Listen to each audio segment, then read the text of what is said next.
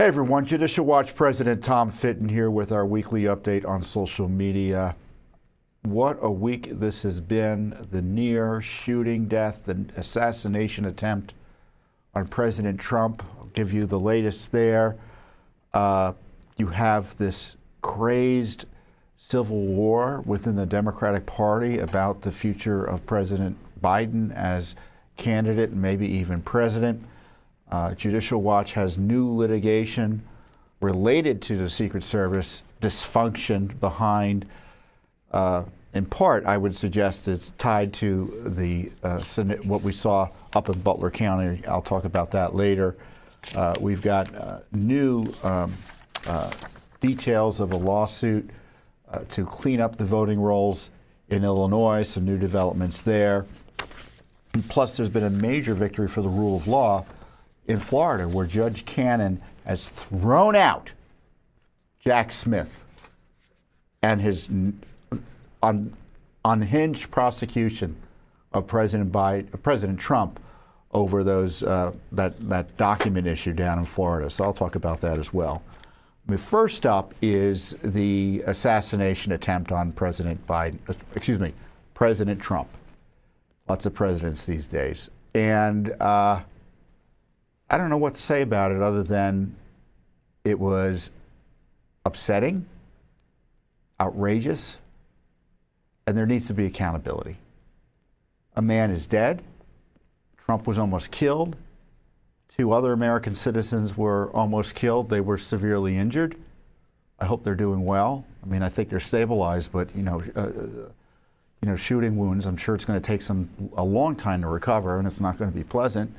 And of course, everyone who was there was terrorized as a result of the shooting event where, again, Trump barely made it out of there alive, demonstrated he's a hero with pictures like that, his standing up and having the presence of mind to reassure not only the crowd but the American public that he was okay. And of course, all of this is the result of a catastrophic failure by the Secret Service to protect President Trump. Inexcusable.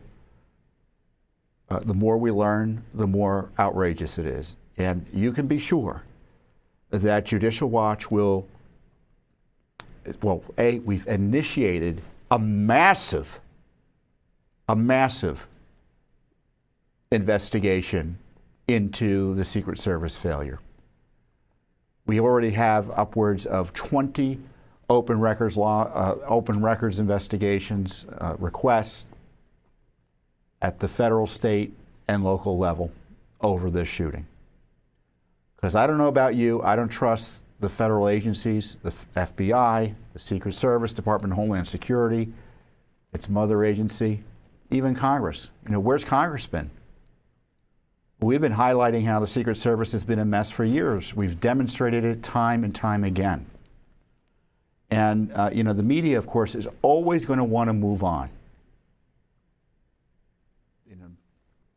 If it were a Democrat president, God help us, or candidate, God help us, they would certainly be highlighting day after day the speech that they would tie to Republicans and conservatives that they say led to the shooting. Now, by all accounts, let's say based on initial reporting, I suspect this shooter is going to be kind of like a John Hinckley, in the sense that he was just wanting to shoot someone in a prominent place or engage in some type of political violence, because some of the indications are that he was researching Biden as well in the RNC and maybe even the DNC. So who knows? But there's been this extremist language around President Trump that invites violence. And, before they bury it in the memory hole, I think it's important we time and time again watch what happened that day to remember what the terror was and to assure it so that we can be assured that we've taken steps that it never happens again. I mean, I don't know, where were you when the shooting occurred? Share your thoughts below, share your stories below. I have to confess, I was taking a nap. phone started ringing. My wife started yelling from upstairs. Trump's been shot. He's bleeding. And so I turned on the TV, and Fox just had the wall-to-wall coverage, obviously, but it wasn't until almost 25 minutes after I turned on the television did they play the unfiltered video where you heard all the sounds and such. And this is a video I want to play for you right now. If you want to really see something that's said, take a look at what happened. Oh.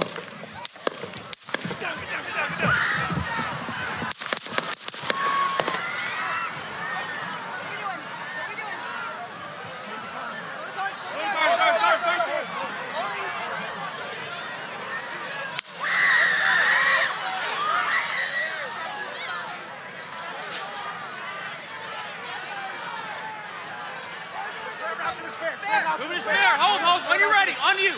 Ready? Move. Up. Move. Go. Up. Hawkeye's here. Hawkeye's here. Move it to the spare. Spare, get ready. Spare, get ready. We ready? Shooter's down. Shooter's down. Are we good? Shooter's down. Shooter's down. Are we good to move? Shooter's down. We're good to move. We're clear. We're Let's clear. move. We're clear. Let's move. We're clear.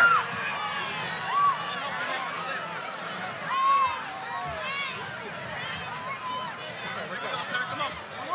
Let me get my shoes. Let me get my shoes. I got you, sir. I got you, sir. Let me get my shoes, sir. Hold that in your head, it's bloody. So we gotta move to the bus. Move to the bus. Let me get my shoes. Okay. My shoes down. My shoes. Watch out. Wait.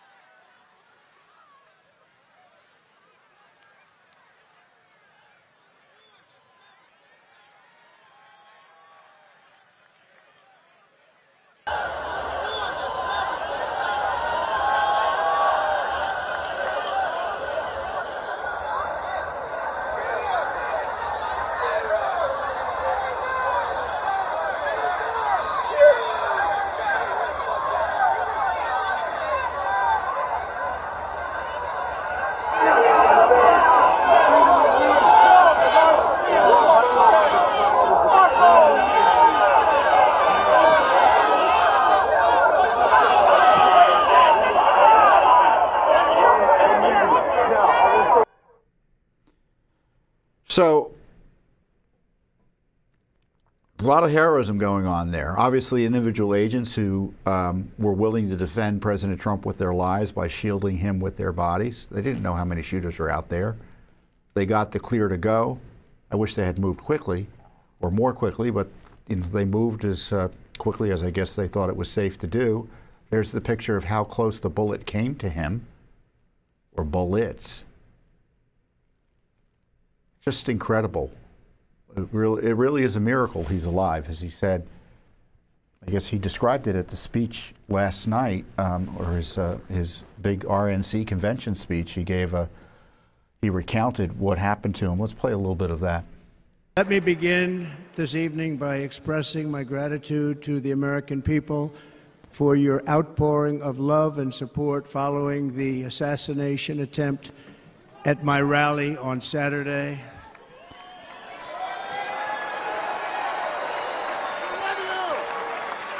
As you already know, the assassin's bullet came within a quarter of an inch of taking my life. So many people have asked me, what happened?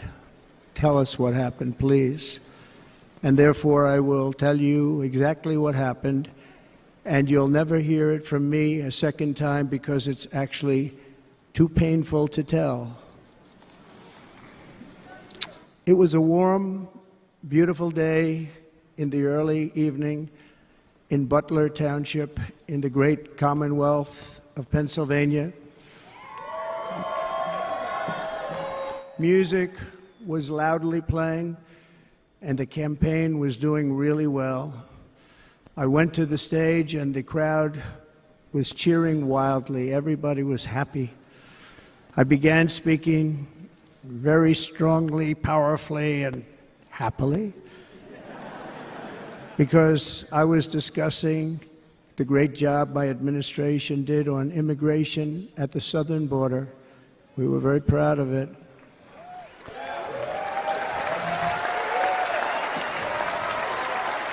Behind me and to the right was a large screen that was displaying a chart of border crossings under my leadership. The numbers were absolutely amazing.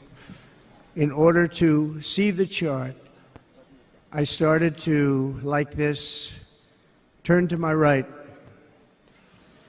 and was ready to begin a little bit further turn, which I'm very lucky I didn't do, when I heard a loud whizzing sound and felt something hit me really, really hard on my right ear. I said to myself, wow, what was that? It can only be a bullet. And moved my right hand to my ear, brought it down. My hand was covered with blood, just absolutely blood all over the place. I immediately knew it was very serious, that we were under attack, and in one movement proceeded to drop to the ground. Bullets were continuing to fly as very brave Secret Service agents rushed to the stage, and they really did. They rushed to the stage. That's fine. So I want to. There's this animated video out there that shows how close Trump came to losing his life. Is it exact? I don't know, but it looks close enough for me and worth sharing with you. Look at this video here. Take a look what happened.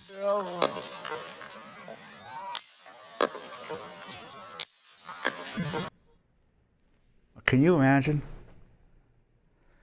So the immediate question that arose, I mean, I just can't believe he was almost killed. It is such a miracle that he's alive. You know, I consider him, I'm honored to consider him a friend. I just can't believe it happened to him. You know, I know they wanted to kill him, meaning the collective extremist left, and whether this person was a creature of that, it remains to be seen. I know they wanted to deny him Secret Service protection. I know they wanted to jail him. They used the worst language in the world to describe him, inviting violence. But that it happened to me is so incredible. And it's so incredible that only government failures could have resulted in it. Maybe something worse. Some people are concerned it was worse. But you know, my instinct initially, until the facts say otherwise, is that it was a government failure of monumental proportions. The Secret Service this shows a collapse of security in every conceivable way. The only thing that seemingly went right was the reaction of those agents to him to protect him. And even then, as we'll discuss later, people are asking the question, well, why were there agents there who weren't tall enough to protect him? On that video where he says, fight, fight, one of the reasons we were able to see him was because the woman who was protecting him there was so much shorter than he was. All the other men were as tall, if not taller. And the biggest question is, how did the shooter get within shooting distance of former President Trump? There's no explanation that doesn't show anything other than incompetence, a failure of leadership, a failure in all strata of the Secret Service decision-making process. Now, let me be clear here. Every protectee of the Secret Service, President Trump, President Biden, the former presidents Carter, Clinton, Bush, they should all presume that the agents around them obviously will put their lives on the line for them. That's not the issue. The issue is whether the agency is capable of defending against even not a sophisticated threat, but a basic threat from the outside, a shooter like this 20-year-old kid who cased the place, was there an hour early, this is what the reports are, in a way, and was photographed and was seen to be a person of concern, had more direct, the Secret Service had more direct warnings of him being a person of concern, 25, 26 minutes, whatever the time frame was beforehand. The kid's on the roof. People are seeing he's on the roof. Local police saw he was on the roof. Warnings went out, and he still got the shots off. And even then, you have to wonder, was the response quick enough? That he was able to get not one, but two, but three, four, five, six shots off? How did that work?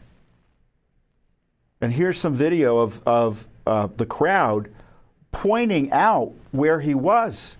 So people were panicked around the building. Let's show that video of him, the video of him up on the roof there from the crowd perspective. Look, they're all pointing. The Atlantic, maybe the Pacific. Yeah, someone's on top of the roof. Look. There he is right there. Right there, you see him? He's laying down, you see him? Yeah, he's laying down. And still I'm here with you fighting like hell to get a Senate. What's happening? And to make sure we take back the White House, because if we do, we're going to make America better than other people. We're going to make it. Yeah, look. There he is. Easy, because we have millions and millions of people in our country that shouldn't be here. Dangerous people. Criminals. We have criminals. He's We on have the roof. He's drug right. dealers. We have people that Right should not be here, here. right on the And roof. it's much He's tougher standing than up now. it happens. He went right on the roof again. And then, the crowd went into a panic. Here's a follow-up video. And you know, that's a little bit. He's going down!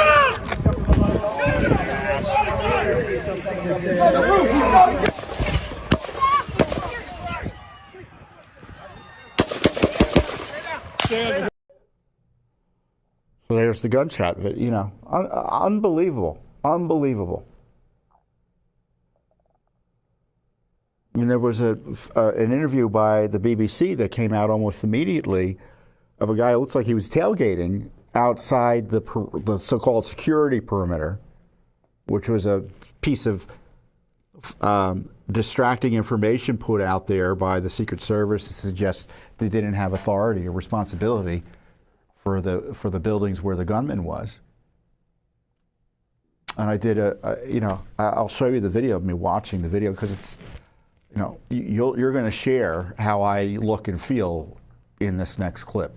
So we walked up, and probably 5 to 7 minutes of Trump speaking. I'm estimating here. I have no idea, But we noticed a guy crawling, bear crawling up the roof of the building beside us, 50 feet away from us. So we're standing there, we're pointing at the guy crawling up the roof. And he had a gun, right? He had a rifle. A rifle. We could clearly see him with a rifle. Absolutely. We're pointing at him. The police are down there running around on the ground. We're like, hey, man, there's a guy on the roof with a rifle. And the police were like, huh, what? Like they didn't know what was going on. We're like, hey, right here on the roof. We can see him from right here. We see him. He's crawling. And next thing you know, I'm thinking to myself, why is Trump still speaking? Why have they not pulled him off the stage? I'm standing there pointing at him for, 2-3 minutes. Secret Service is looking at us from the top of the barn. I'm pointing at that roof, just standing there like this. And next thing you know, 5 shots ring out. So you're certain that the shots came from that guy on the roof? 100%. 100%. And he was up there for a couple of minutes. He was up there. You saw him up there for a couple of minutes. Absolutely. At least 3 to 4 minutes. And you were telling the police and the Secret Service? We were telling the police. We were pointing at him for the Secret Service, who were looking at us from the top of the barn. They were looking at us the whole time when we were standing by that tree. Inexcusable. What's the Secret Service supposed to be? If they're not doing that sort of basic recon and surveillance, what are we giving them the money for? If I were President Trump, frankly, if I were President Biden, I'd have private security. Working, if it could be done, I'd have them working with the Secret Service. Obviously, you can't compare to their, they've got all these assets that they have, evidently, which they weren't using. You would think there's aerial surveillance, evidently not. You think there'd be thermal imaging or the kind of these sophisticated things you see in the movie, evidently not.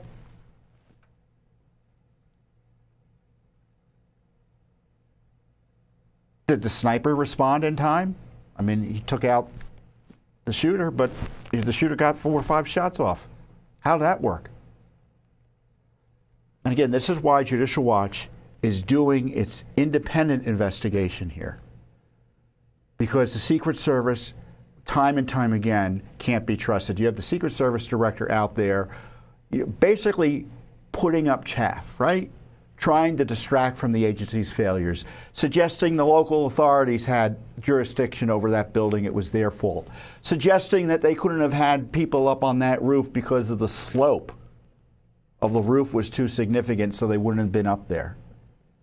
I mean, first of all, they didn't have to be up there to secure it, and B, if that's too significant for the Secret Service to manage, then we got more problems than we can imagine. And Judicial Watch, over the years, has demonstrated time and time again their issues with the Secret Service. Here's our statement on the, and then of course we have all this anti-Trump hatred that invites violence, that encourages violence, not only against Trump, but against his supporters. Every Judicial Watch supporter and every patriotic American is praying for President Trump, his family, and the family of the Trump supporter murdered. Of course, those who were injured as well. The radical left has attempted to mass murder Republican congressmen, as well as Justice Kavanaugh and his family. And recently, Democratic leaders, through unhinged rhetoric, false allegations of misconduct, proposed legislation, and sham prosecutions have increased the risk of assassination of President Trump, as well as violence against his supporters. Americans can be assured that Judicial Watch has already initiated an independent investigation into that assassination attempt. So as I said at the top, we have 15 to 20 Freedom of Information Act requests, and our investigations are continuing. And we have this demonstrated record of Secret Service corruption, incompetence, bureaucratic bungling. Remember the Obama chef who died in the pond outside Obama's home? Just that example, where the Secret Service obviously responded to the woman who swam away after she says after he evidently went under. She ran up to the Secret Service post, and they immediately went to get a boat there for emergency purposes. The boat they couldn't get to work. They went to get a second boat, Secret Service boat. They couldn't get it to work, and they had to borrow the groundskeeper's boat to go out and try to rescue the guy. Of course, it was too late. Joe Biden's significant interactions with the Secret Service essentially include having his dog, allowing his dog, not doing anything once his dog did it, or dogs attack the Secret Service 25 times or so. And what was the reaction of Secret Service leadership? Shut up. Don't tell anyone about it. That's what they told the underlings, men and women at the line. Imagine working at that agency where the protectee is literally attacking you through his dog, and your bosses don't do anything. And then you have this controversy over DEI. I mean, you saw the video of that woman. I mean, was she big enough to cover President Trump? I mean, let's play the video of those Secret Service female agents outside of Trump's truck again.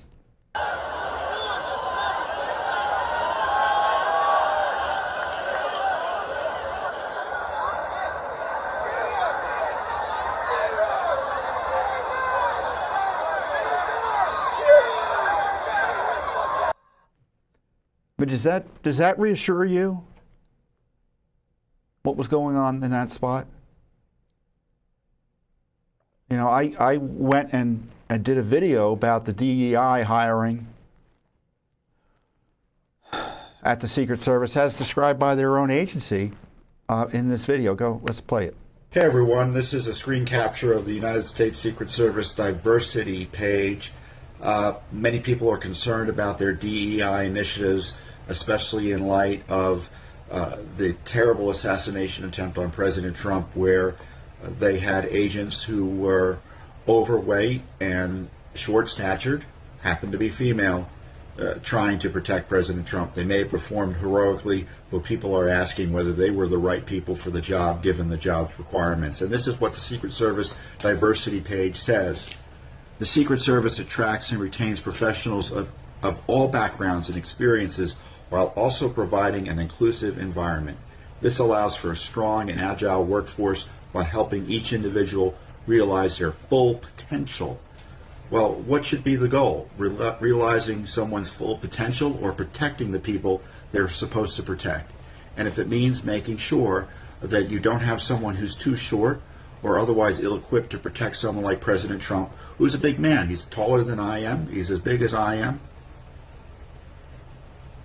It's unbelievable that they would not only risk those women's lives by putting them in situations where they might not be otherwise be able to be effective, but also risk President Trump's life and the lives of any other protectee.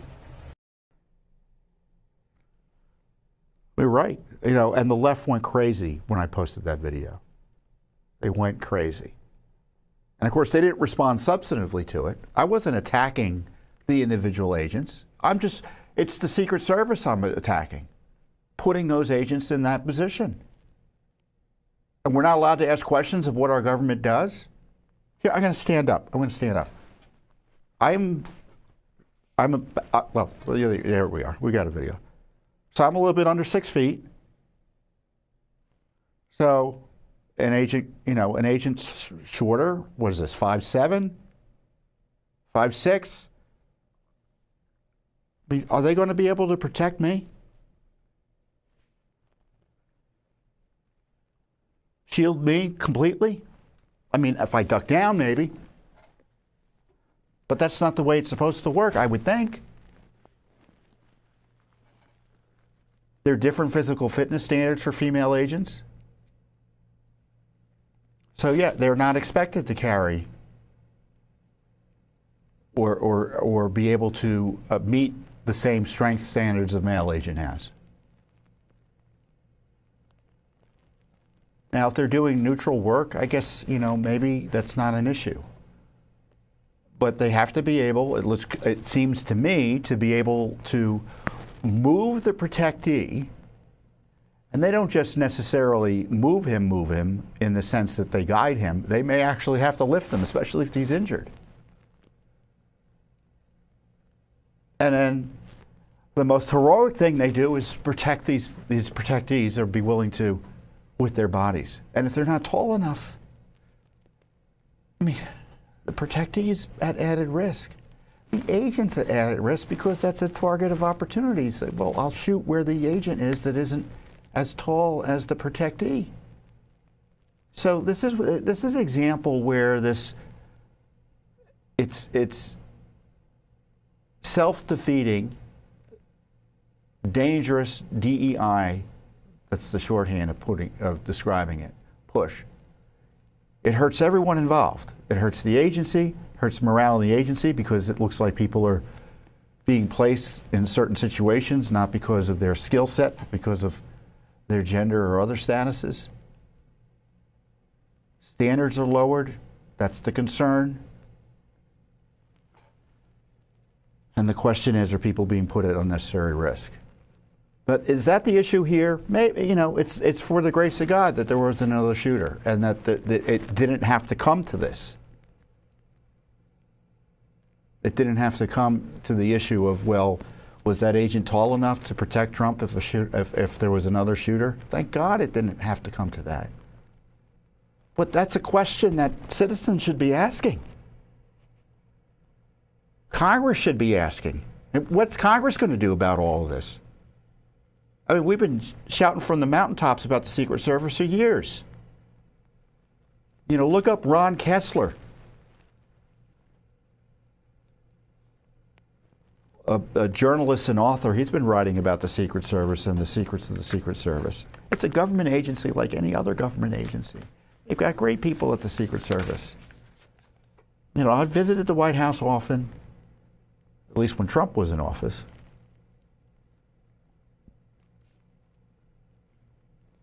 And I tell you, I don't remember if there were female agents around Trump at the time. There might have been.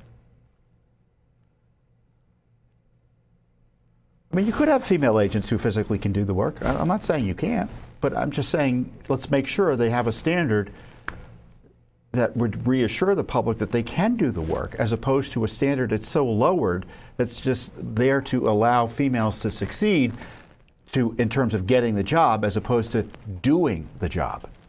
That's the big issue. And I'm not going to...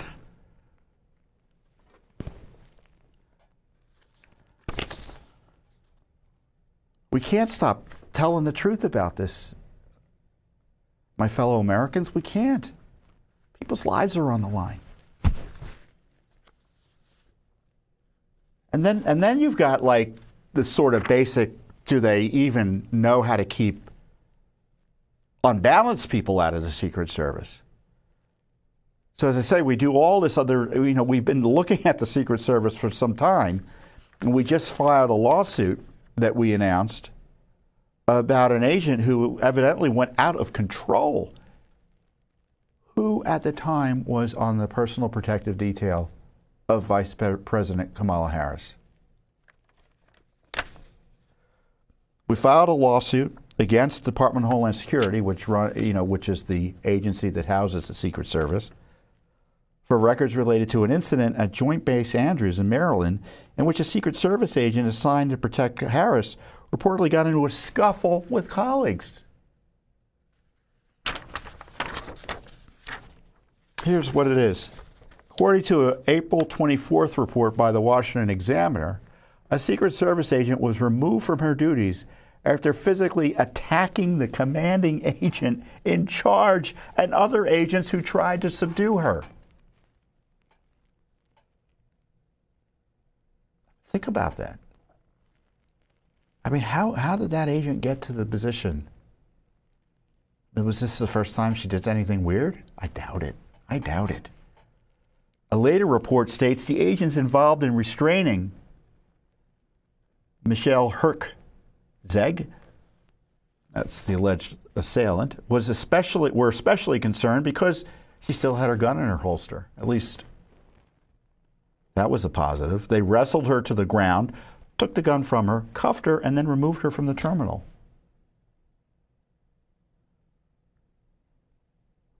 And the reporting following on was Secret Service agents and officers are privately questioning, again, the hiring process and whether the agency had adequately screened Herk-Zeg, her background. Some also wonder whether her hire was part of a diversity, equity, and inclusion push in response to years of staff shortages that may have required an agency to lower its once strict employment standards and physical performance to reach quotas for female agents and officers. So what this story is telling you is that the Secret Service community, they know what's going on. And they're concerned about what I just said. So I'm on the outside looking in. I've been doing government investigations for nearly 30 years. I know what to look for. I see the documents on the internet from the Secret Service's website. I've been doing this too long to pretend that it doesn't mean what it actually suggests. that they're lowering standards in order to achieve diversity.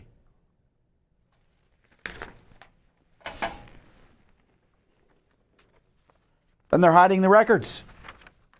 We asked for this stuff back in April.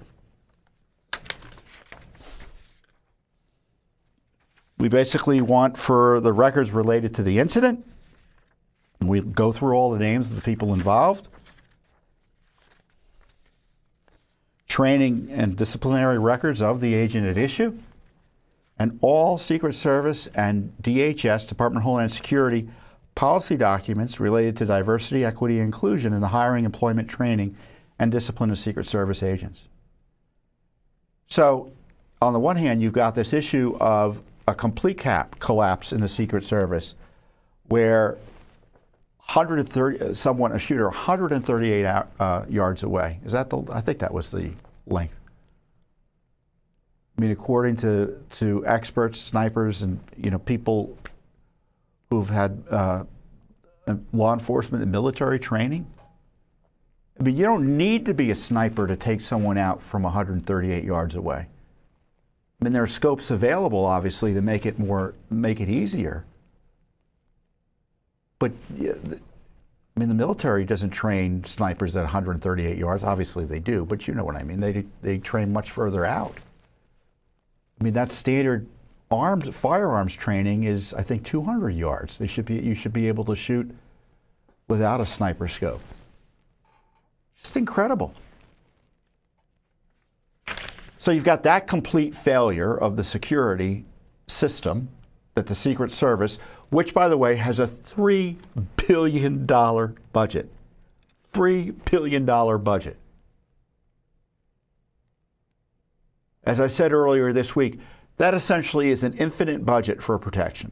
Now, not all of it goes to protection, but and some of the detail is how much is spent on protection. My guess is classified and probably should be.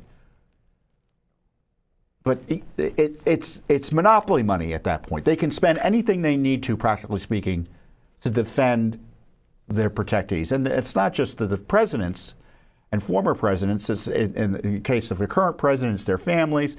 In the case of presidential candidates, it's usually their families as well. They finally gave protection to RFK.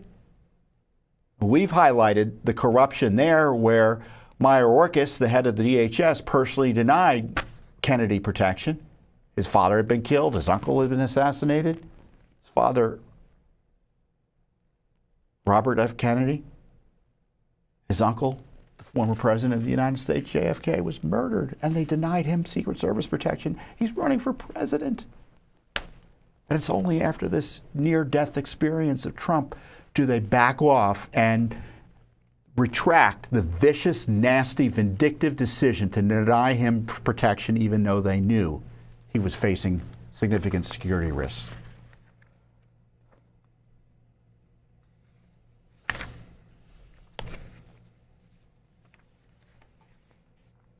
Prior to the altercation, Herzog reportedly arrived at Joint Base Andrews and began acting erratically, grabbing another senior agent's personal phone and deleting applications on it, according to two sources familiar with the matter.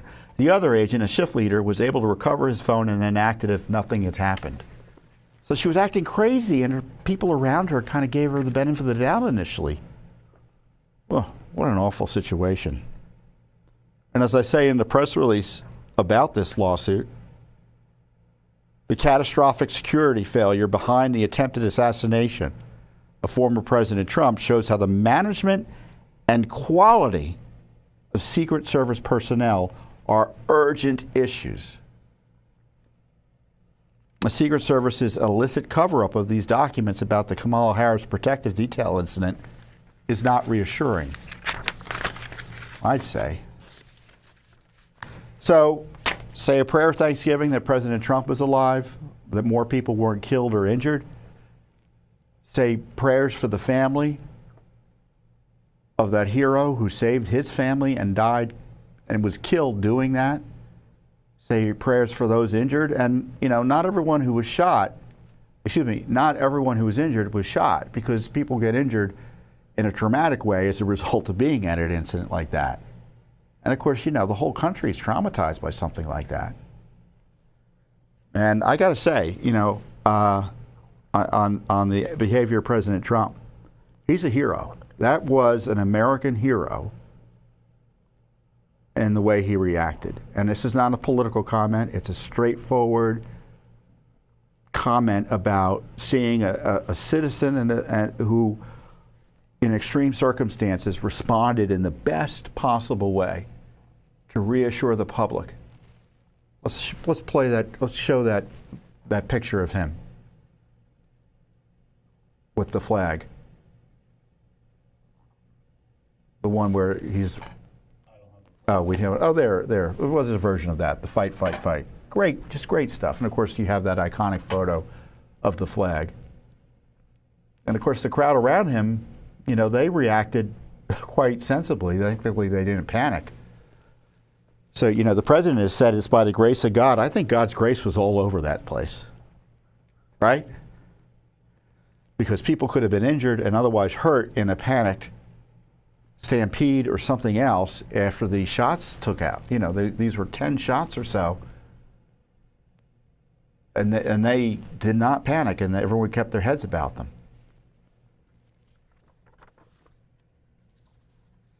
And this leads me to the next situation. I mean, because this is a crisis. The president was nearly assassinated.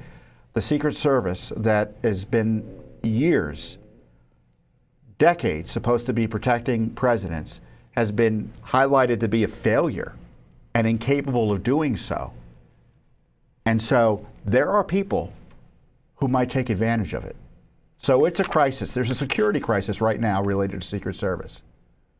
And on top of that, we have the crisis of President Biden being cognitively disabled. He has COVID. So I guess he's even more disabled than normal. I mean, there's this video of him leaving the plane the other day I watched. Let's play that.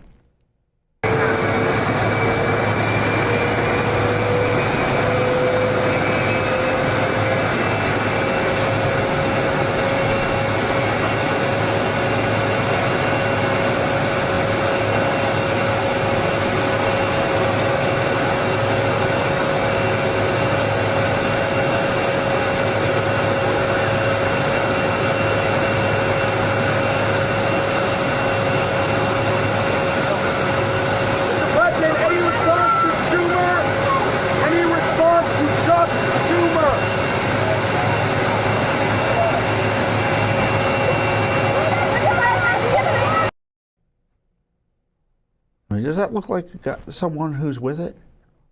I mean, look at this interview just the other day. Do we have that video of where he couldn't remember who the Secretary of Defense was? And so it's all about treating people with dignity. And it's about making sure that, look, I mean, for example, look at the heat I'm getting because I named the Secretary of Defense to a black man. I named Ketanji Brown. I mean, because of the people I've named. That's someone who has dementia. That's someone who has dementia. And the Democratic Party leadership is engaged in what I would call a coup against democracy and trying to push him out while pretending he can still be president. I had a quick video the other day. Joe Biden is finding out the Democratic Party elites hate democracy. And I made a quick statement the other day. Here it is. Hey everyone, we're about to see the worst attack on democracy, if reports are true, in the last century with the removal of President Biden from the presidential campaign at the insistence of Democratic Party leaders. The most ethical way to deal with this is for him to resign from the presidency, and then obviously he can't run or wouldn't be able to run. But instead they want to leave him cognitively disabled in the Oval Office and just kick him off the ticket. How corrupt can it get? Well, we're just about to see, but we should call it as we see it, which is some of the worst corruption in American history. Yeah, so the Obama gang's out there, Pelosi, Schumer, Democrats are all pressuring Biden to leave the campaign while keeping him as president. How does that work? Why does he have to leave the campaign? What are the politics that requires him to leave the campaign? That the American people think he's not cognitively capable of being president. But he should be president right now?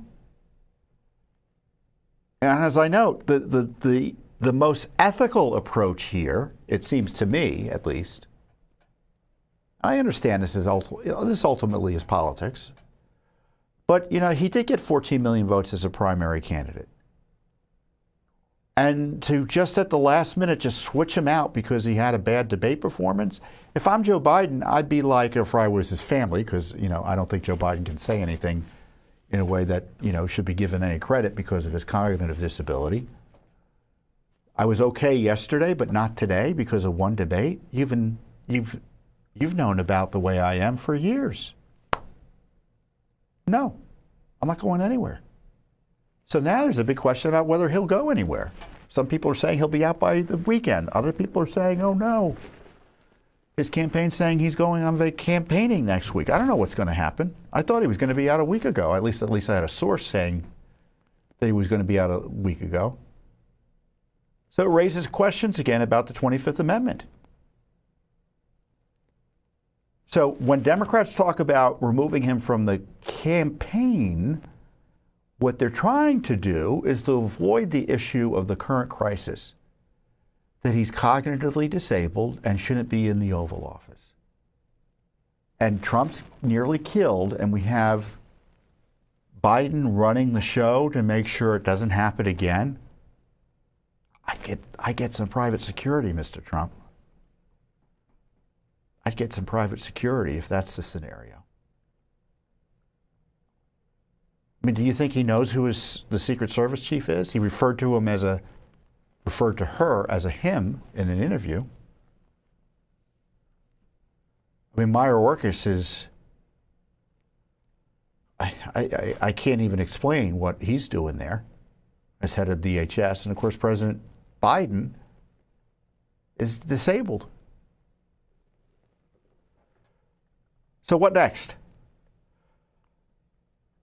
If they're serious about President Biden, then Vice President Harris and the majority of the cabinet should demand an independent medical evaluation of him under the 25th Amendment. Now, is it technically, does the 25th Amendment require Biden to do that? No, but they should say we're going to invoke it unless you do. Unless you do.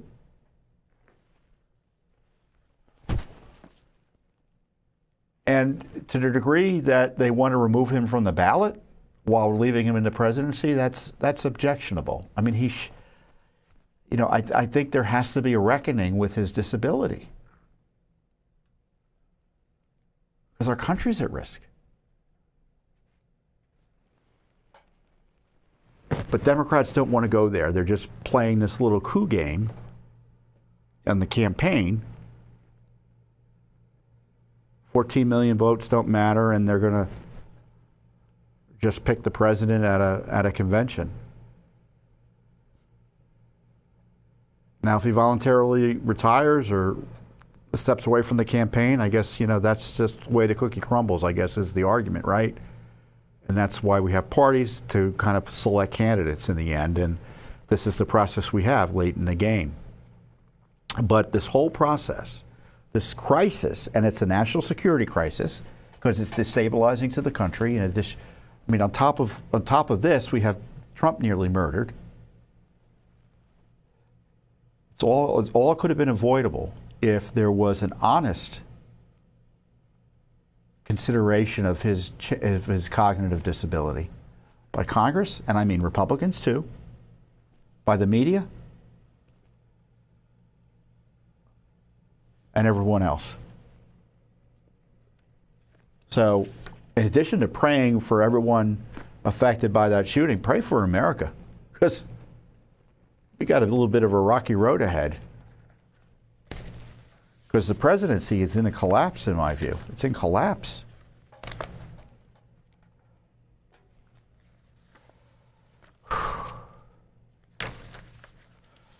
Well, Trump had another miracle this week. Judge Aileen Cannon in Florida, the federal court judge handling Jack Smith's sham prosecution of Trump based on his alleged retention, unlawful retention of documents from his days as presidency, basically said Jack Smith is an unconstitutional abomination.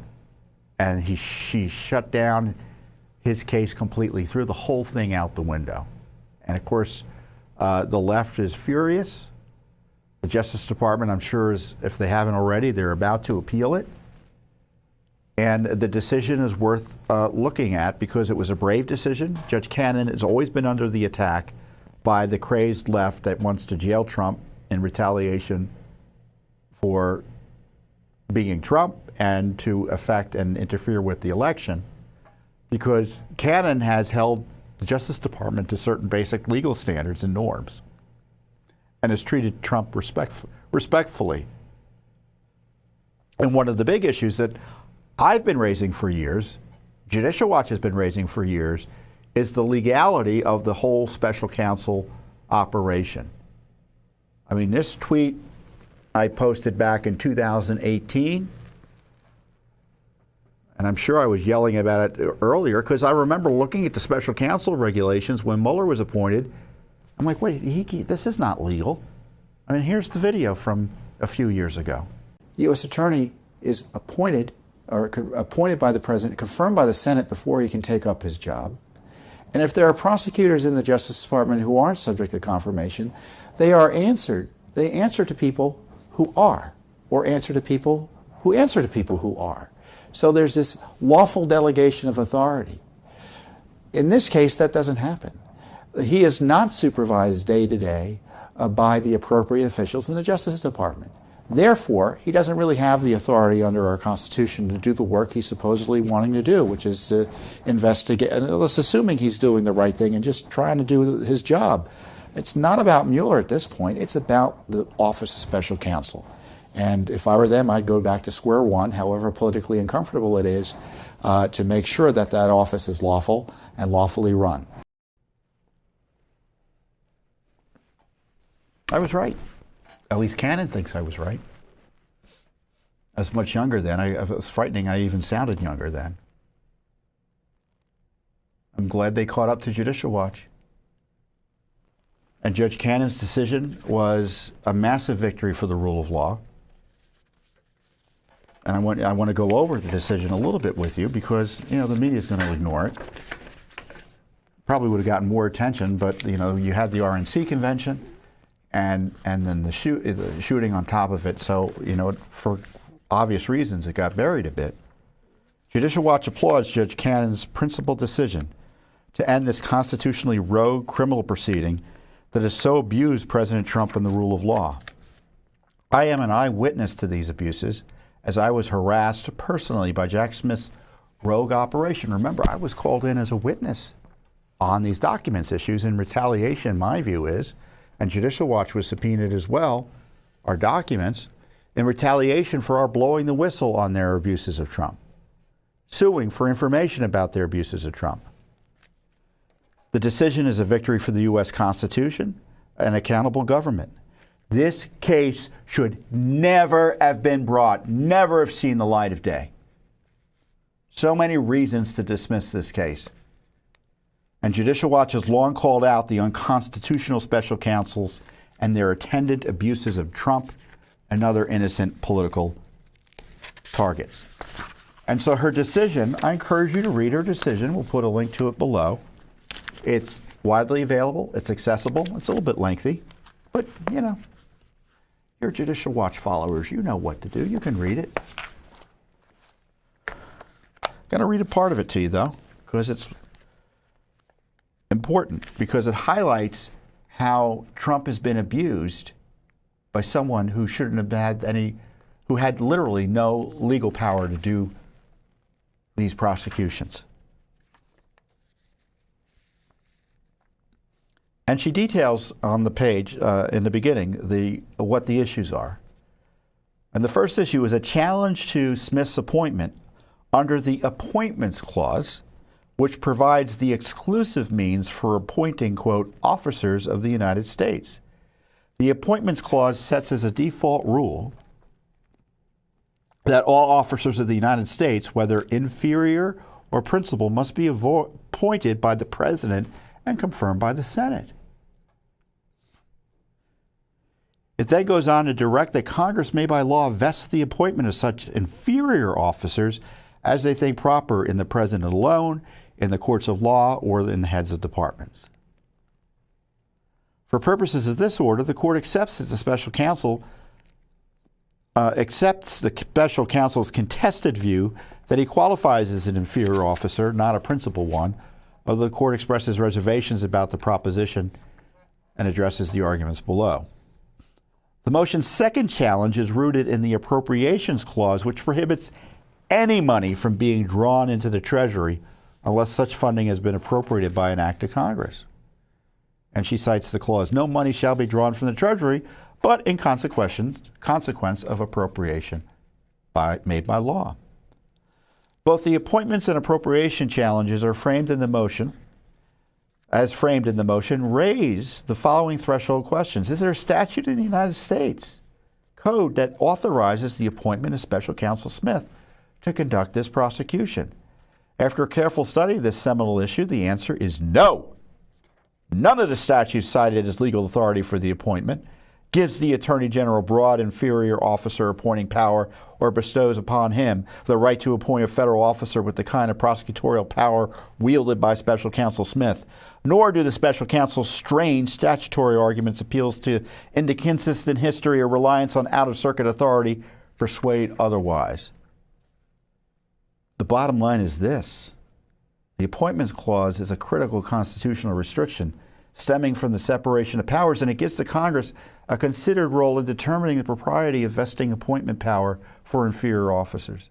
The Special Counsel's position effectively usurps that important legislative authority, transferring it to a head of a department, and in the process threatening the structural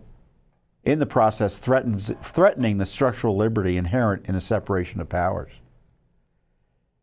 If the political branches wish to grant Attorney General power to appoint Special Counsel Smith to investigate and prosecute this action with the full powers of a U.S. attorney, there is a valid means by which to do so. He can be appointed and confirmed through the default method prescribed in the Appointments Clause, as Congress has directed for U.S. attorneys throughout American history.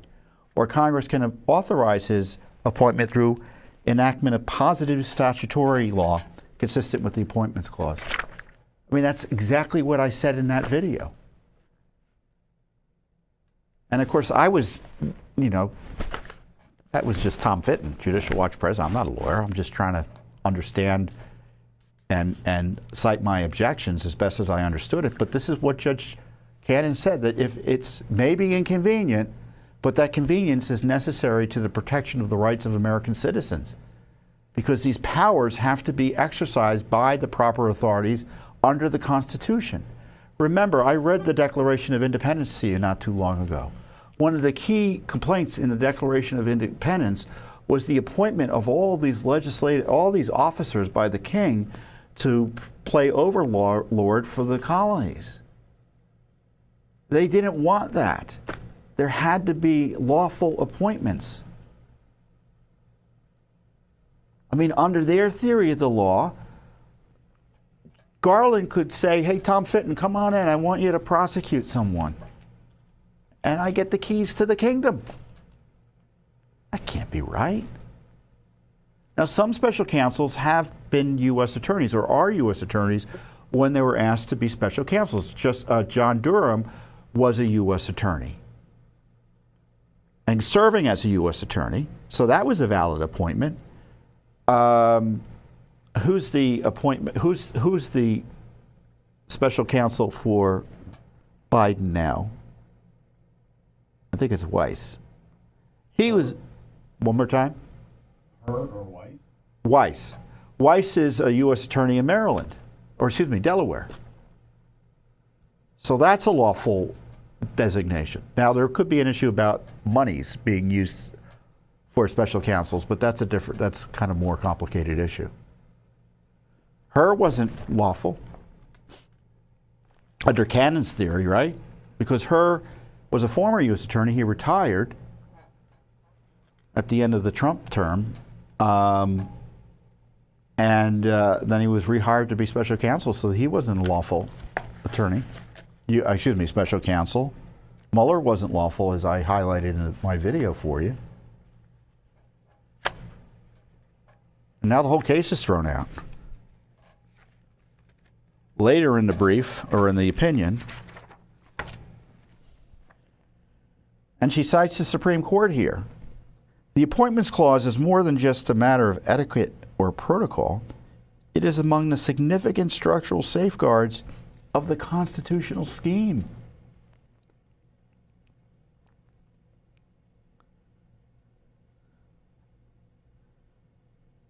And she points to a case referring to the Appointments Clause as setting forth well-established constitutional restrictions stemming from the separation of powers. Indeed, it is rooted in the separation of powers fundamental to our system of government and to the limitations built into that structure, all of which aim to prevent one branch from aggrandizing of itself at the expense of another. Again, citing another case, the roots of the separation of powers concept embedded in the Appointments Clause are structural and political. Our separation of powers jurisprudence generally focuses on the danger of one branch's aggrandizing its power at the expense of another branch. The Appointments Clause also preserves the constitutional structural integrity by preventing the diffusion of the appointment power and thus enhancing democratic accountability. It's democracy.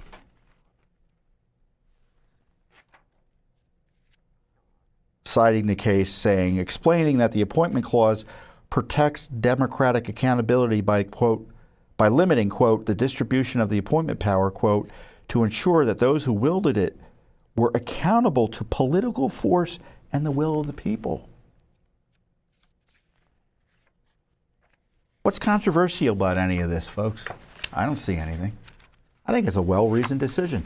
Now, you may recall Justice Thomas had a separate concurrence, I think it was in the immunity case, and he had a concurrence basically giving Judge Cannon the roadmap to throwing out the special counsel. He essentially said all of this in his concurrence. Another reason why I love Justice Thomas, because he was the only one who signed on to that concurrence. He said, this is just garbage, these special counsels. They're constitutional abominations. And then the question is, what's the remedy, right? It's kind of a big issue for courts, to put it mildly. What is the remedy? Do the charges remain and they just have to appoint a U.S. attorney? No. She threw it all out. The appropriate remedy is invalidation of the officer's ultra vires acts. Essentially, an exercise of unlawful powers or powers he didn't have. Since November 2022, special counsel has been exercising, as I said, power he did not lawfully possess. All actions that flowed from his defective appointments, including his seeking of the superseding indictment on which this proceeding currently hinges, were unlawful exercises of executive power. Because Special Counsel Smith, quote, cannot wield executive power as Article 2 provides, unquote, his, quote, attempts to do so are void and must be unwound. Defendants advanced this very argument. Any actions taken by Smith are ultra vires, and the superseding indictment must be dismissed, and the court sees no alternative to cure the unconstitutional problem. It's done. It's done.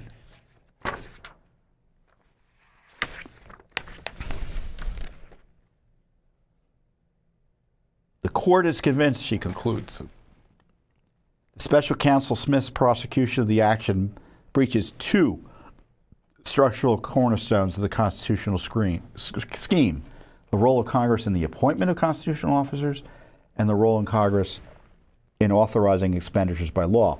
Now, she did find that he unlawfully took money or benefited from the expenditure of tax money by the millions, countless millions, but she didn't see how that could be undone and didn't really address it in terms of, she said I didn't need to get to figuring out how to undo it. She didn't really think there was anything that could be done about it. But in the end, it was further reason, in the least, to throw out the case in its entirety.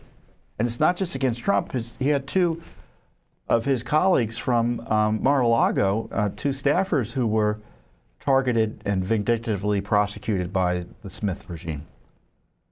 The framers gave Congress a pivotal role in the appointment of principal and inferior officers. That role cannot be usurped by the executive branch or diffused elsewhere, whether in this case or in another case, whether in times of heightened national need or not. In the case of inferior officers, that means Congress is empowered to decide if it wishes to vest appointment power in the head of the department, meaning Garland. And indeed, Congress has proven itself quite capable of doing so in many other statutory contexts, but it plainly did not do so here.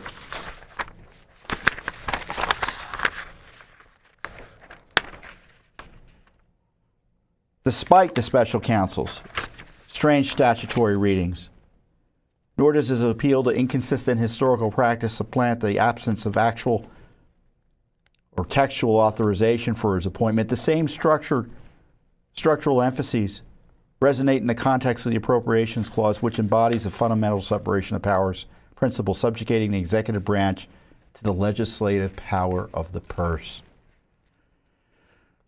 In the end, it seems that the executive's growing comfort in appointing regulatory special counsels in the more recent era has followed an ad hoc pattern with little judicial scrutiny. Perhaps this can be traced back to the reliance on stray dictum in Nixon. So there was a famous Nixon case about special counsels, and dictum is kind of language that, I'm not a lawyer, so take this my legal definition for what it's worth. Dictum is language in an opinion that typically is just doesn't go to the heart of the opinion. It's just a language that may or may not be useful in analyzing the opinion. So let me give you an example of dictum. The court finds that Tom Fitton didn't speed and get caught by the red light camera, or the red light camera unlawfully caught Tom Fitton. And then there's like a footnote saying, by the way, we don't like red light cameras. Well, that's kind of dictum, because that's not really here nor there.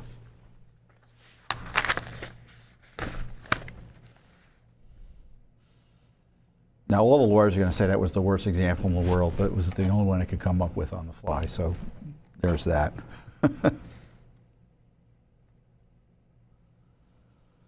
So again, perhaps this can be traced back to reliance on stray dictum in Nixon that perpetuated in subsequent cases.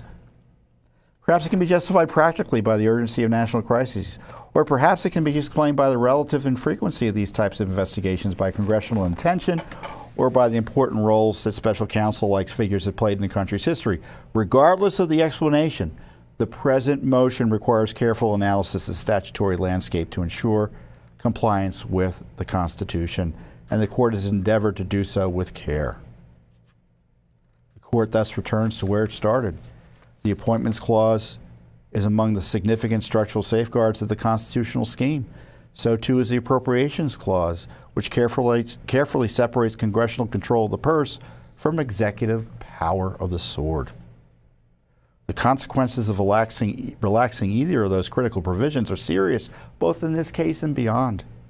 As Justice Frankfurter explained his opinion in Youngstown, a famous case on executive power, the accretion of dangerous power does not come in a day. It does come, however, slowly from the generative force of unchecked disregard of the restrictions that fence in even the most disinterested assertion of authority. So good intentions ain't good enough. Illegitimate and unconstitutional practices get their first footing by silent approaches and slight elevations from legal modes of procedure. So this creeping unconstitutional power of creating special counsels, hiring special counsels, has been knocked out by Justice Cannon. And the question is or will the upper courts, the 11th Circuit or the Supreme Court, uphold her? Because they're going to appeal it. And what does it do to the case up here? I don't know. It complicates things. I mean, Jack Smith thinks he's above the law. I already know that because I was witness to his abuse of authority with me in Judicial Watch. I also saw it, or we see it, in our FOIA case where we're seeking the names of his top people working for him. He doesn't want to disclose that. I mean, he thinks he's like a power unto himself. Supported fully by Garland, of course. But what a great victory for Trump. What a great victory for the rule of law and the U.S. Constitution. Judge Cannon did the right thing, and she should be commended for standing up for constitutional principles despite vicious, unceasing, personal, ad hominem threats and attacks, not only from the left media and activists, but the Biden Justice Department themselves. They have utter contempt for her because she was holding them accountable in a way that no one up here in D.C. was willing to. So kudos to Justice Cannon. I congratulate President Trump, but the battles won't end. I mean, I was noting that now there's another target for the left. Senator J.D. Vance, President Trump's vice presidential nominee. And I issued this warning to him the other day. Congratulations to Senator Vance for being picked as Trump's vice presidential running mate. As far as Judicial Watch is concerned, it doesn't look like he has any major ethics issues. But my warning to Senator Vance is be prepared for the left to make up fake allegations against you and try to jail you. The left has thrown out any adherence to the rule of law. So be prepared for the deluge. Good luck and God bless. Yeah. So he should be prepared.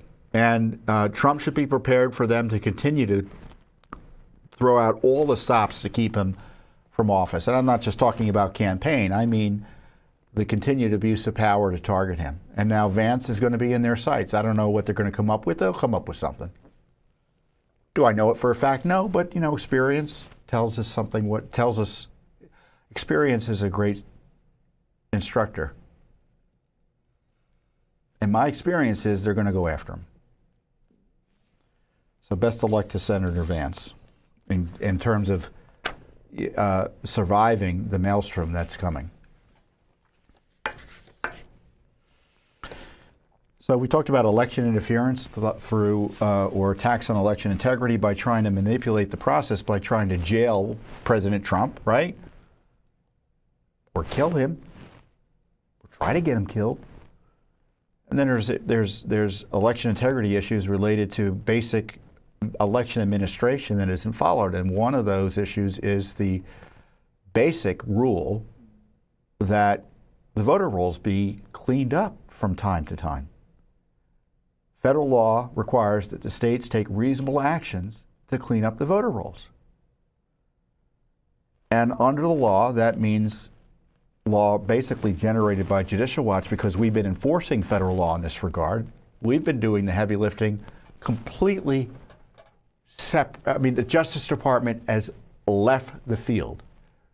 And Judicial Watch filed the first lawsuits to enforce the federal law requiring the cleanup of the election rolls, the National Voter Registration Act. The first private lawsuits in that regard. And just in the last year or two, we've caused the cleanup our litigation of 4 million names from the rolls. 4 million names. Names that shouldn't have been there, but were only taken off thanks to Judicial Watch. So we've been doing the heavy lifting. Of course, we haven't stopped. We're in Illinois with a federal lawsuit. We're in California with a federal lawsuit to clean up the rolls. Millions of names at issue still in California. And Illinois, it looks like county after county after county, they're not even removing dead people from the rolls. And so now we're in court. We sued. The state of Illinois has responded, and we are pushing back hard. We filed a brief opposing their efforts to shut down our lawsuit to clean up the voter rolls there. I mean, as we remind the court in our most recent briefing, aside from the outright failure of 23 Illinois counties to remove registrants who fail to respond to confirmation notices, so what goes on is that they are supposed to, and sometimes they do, send out a confirmation notice. If you don't vote in a federal election, what they're supposed to do is send you a notice. Hey, you didn't vote. Are you still there? And if you don't respond or otherwise vote in the next 2 federal election cycles, so it's like 4 or 5 years, they remove your name. It's easy, right? They don't do it. And of course, if you die, they're not checking on that either, it looks like.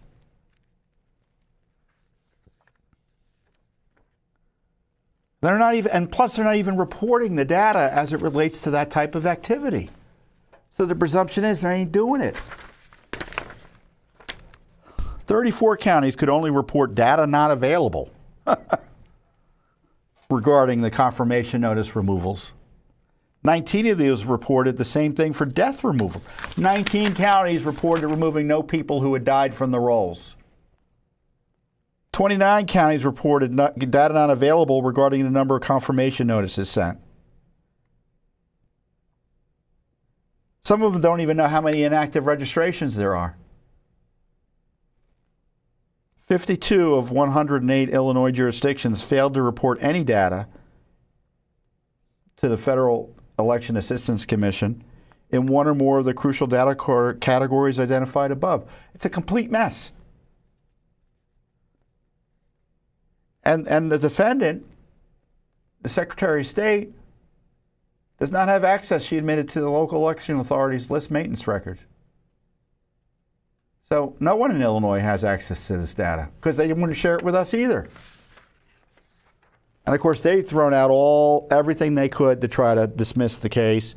And we pushed back in this brief. You can read the full brief. It's interesting in that regard. But let me just be clear, and this is the statement that I put in the release that I think it's kind of nicely sums it up. Dirty voter rolls can mean dirty elections, and Illinois voting rolls are a mess. Rather than trying to shut down our lawsuit, Illinois should take immediate steps to clean its rolls to prevent fraud and increase voter confidence in the elections. Right? And of course, we have many other lawsuits. We've got lawsuits over, in Illinois, for instance, they count ballots for 14 days after the election. Ballots that arrive for 14 days after the election. Mail-in ballots, some of which they don't even have to have a postmark necessarily. We're trying to stop that. Doing the same in Mississippi. And it looks like we're going to have another voter rights cleanup coming up soon, or at least a voter rights cleanup lawsuit coming up soon. Maybe I'll talk to you about that next week. So, Judicial Watch, again, is doing the heavy lifting with your support to clean up election rolls, maintain election security, and reassure the public that their votes are going to be counted, because that's what this is all about, right? That only lawful votes are counted, and that people are confident that the elections are being run well, and they will participate as a result. It's never too late to do it, and it's a long ball game, and we've been doing this for at least 12 years on these specific issues.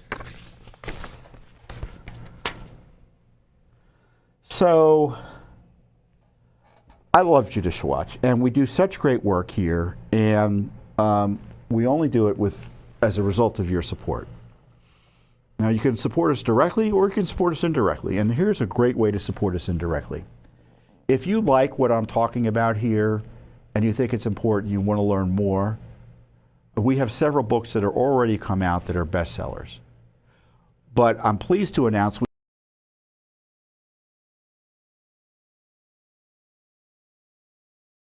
report into the left's attack on America. You can go and pre-order the book right now, judicialwatchbook.com. I think it comes out October 15th, but the sooner you buy the book, the better. I don't need to tell you how important it is to get this book onto the bestseller list. Buy this book for your friends and family. Buy it for your children and grandchildren. And because of the vagaries of I shouldn't say the vagaries of publishing, But the way the publishing system works is I know what's in the book already. The book's largely written. And it's a great book. I'm excited about it. I think you're going to love it. And I'm not just saying that because it's the Judicial Watch book and I wrote it. But all these issues that we've been talking about, or at least most of them, are in the book. Election integrity, the border crisis, corruption crisis, the lawfare against Trump, the censorship crisis. Let's see what the press release says about it. The book explores the left's declaration of war on everything from the rule of law to the colorblind Constitution. You got to take this video down because I can't take seeing 3 pictures of myself on the screen here. Even that's too much for me. The book explores the declaration of war and everything from the rule of law to the colorblind Constitution, border security, honest elections, and government accountability.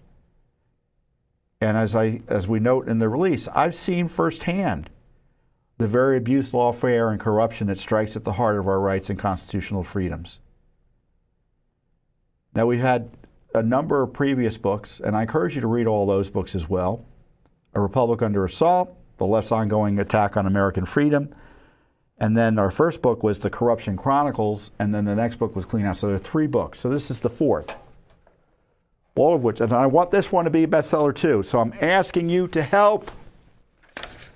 And the way it works with buying books, at least in this situation, is that a portion of each sale goes to help Judicial Watch. So it's great.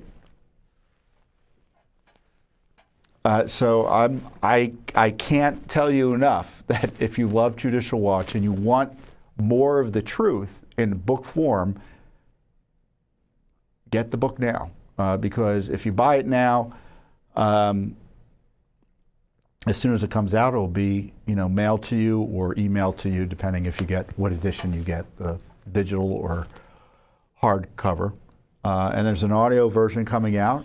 It's going to be great as well. So I'm excited. As you can tell, I'm actually excited about this book. And I'm not just saying it because it's my book and it's our Judicial Watch book, but it really is a great book. And we put a lot of time and effort into it, and you'll be pleased by it. And so it's going to be a great purchase. And I know there are a lot of books out there and a lot of great books out there. And I promote them online as well. But no one else has Judicial Watch's information or attitude and approach, and I think you're going to really appreciate this. So I encourage you to buy my new book, my new Judicial Watch book. Again, Rights and Freedoms in Peril, an investigative report on the left's attack on America. Well, with that, it's been quite the week, hasn't it? Oh, I'm glad, thank you guys, because I almost forgot. Lou Dobbs died, and it's been so upsetting. And Chris Farrell was my colleague here. He was close to Lou as well. And I can't believe that Lou died. He's our friend. He was my friend. Let's go to that tweet again, because I'm too upset to come up with something on my own. He was a patriot, kind, smart, sharp, funny, a truth teller, and one of the most effective voices for the American way in the modern media era. And I was looking back, I think I've been, and he had a wonderful wife, Debbie. He loved his family dearly. Great staff around him as well. I was thinking of John, one of his colleagues. And I used to go on his show when he was on CNN or Headline News back in the day. I was a lot younger then. He was too. And then he was on Fox Business, and he left Fox Business and he was online again, and he had a great show online. And, Chris and I used to do that show as well. And recently he got sick and he wasn't doing the show. And I don't know how he died or what the circumstances of his death were. My impression is it was sudden. But what a fine American here, and what a force of nature he was. And I like going on his show because he would just go off. And I had to play it straight because I'm head of Judicial Watch and I can't get too extreme, right? And this is a nice, fun clip of Lou at his most angry. Honestly, Tom, I hope that no American will indeed assume anything positive about our federal government, this Biden regime, the Democratic Party. They have immense culpability. The Democrat Party put Joe Biden at the top of a ticket, and beneath him, Kamala Harris. Those are two people that they knew were mentally deficient, in at least Biden's case, cognitively impaired, both corrupt, and without question. This is a country that is now under the control of the Marxist Dems, the deep state itself. There isn't an agency that isn't controlled by the Biden regime, the Marxist Democrats. The Democrat Party doesn't have a center. It doesn't have a right wing. It is wholesale Marxist and authoritarian, totalitarian in impulse, and I think in intent. I don't see an exception to it, and to be so venal as to go after President Trump, a former president of the United States, was just convicted in a New York courtroom by 12 Marxist jurors, as far as I can see. They simply threw their hands up and said, "Whatever you say, boss."